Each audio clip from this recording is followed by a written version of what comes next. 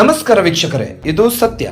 ಭಾರತದ ಒಡಿಸ್ಸಾದ 15 ವರ್ಷದ wait lifter ಪ್ರೀತಿ ಸ್ಮಿತಾ ಬಾಯ್ ಅವರು ಲಿಮಾದಲ್ಲಿ ನಡೆದ 2014 IWF ವಿಶ್ವ ಯೂತ್ ಚಾಂಪಿಯನ್ಶಿಪ್ನಲ್ಲಿ 40 ಕೆಜಿ ಕ್ಲೀನ್ ಮತ್ತು ಜರ್ಕ್ ವಿಭಾಗದಲ್ಲಿ ಹೊಸ ವಿಶ್ವ ದಾಖಲೆ ನಿರ್ಮಿಸಿದ್ದಾರೆ.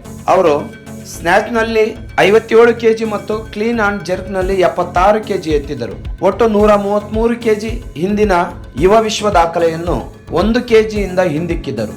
ಈ ಸಾಧನೆ ಆಕೆಯ ಅಸಾಧಾರಣ ಪ್ರತಿಭೆ, ವೇಟ್ ಲಿಫ್ಟಿಂಗ್ ನಲ್ಲಿನ ಶಕ್ತಿಯನ್ನು ಎತ್ತಿ ತೋರಿಸುತ್ತದೆ.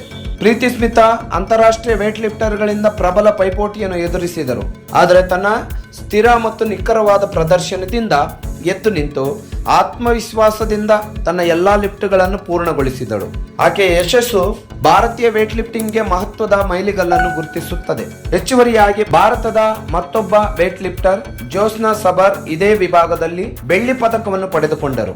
ಇದು ಕ್ರೀಡೆಯಲ್ಲಿ ಭಾರತಕ್ಕೆ ಹೆಮ್ಮೆಯ ಕ್ಷಣವಾಗಿದೆ.